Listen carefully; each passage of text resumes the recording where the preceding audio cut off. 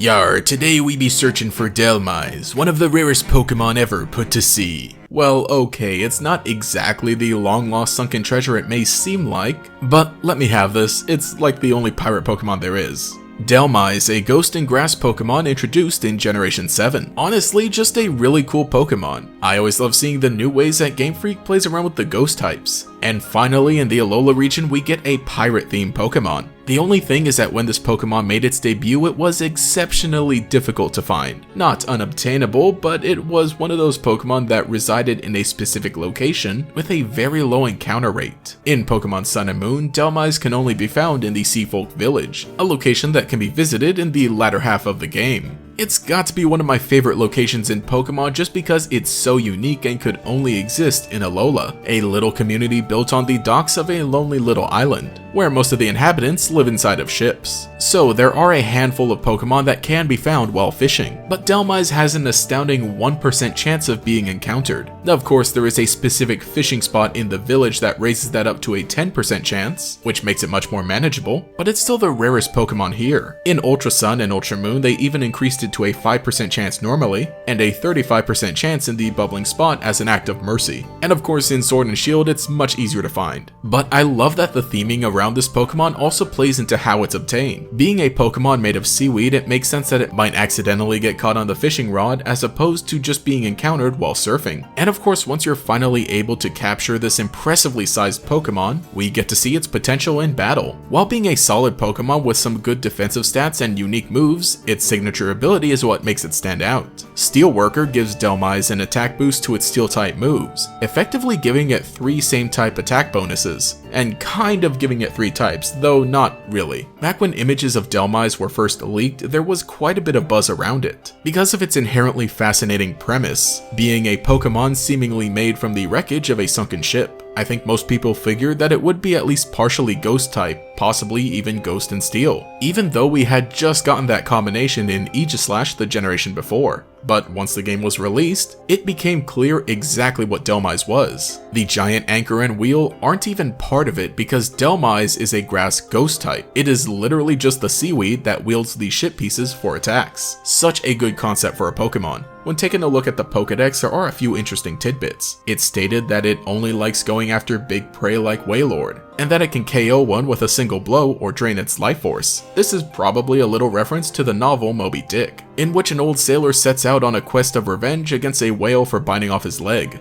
Or it could just be referencing whaling in general. A more recent Pokédex entry states, "After a piece of seaweed merged with debris from a sunken ship, it was born as this ghost Pokemon." So this implies that it isn't actually a ghostly seaweed Pokemon that grabs hold of wreckage and uses it to fight. It's actually a Pokemon that is specifically formed by seaweed and a sunken ship. So here's my theory. Like some other Pokemon that are stated to have been brought into being as a result of vengeful spirits, maybe Dhelmise is born out of revenge as well. The old captains who went down with their ships, very likely at the hands of a Wailord, are what created Dhelmise. I think this connection of dead sailors is what gives Dhelmise its ghost typing, because otherwise it would just be a grass type that got a hold of some parts. We could even go farther than just regular sailors and relate it to straight up pirates, who were cursed to a watery grave that also in turn results in vengeful spirits bound to the sea. Of course, when it comes to Pokemon game mechanics like breeding eggs, the lore just kind of gets thrown off the starboard bow, but conceptually it all still fits. I'd venture to say that in the lore of the Pokemon universe, there's at least one Dhelmise per sunken ship.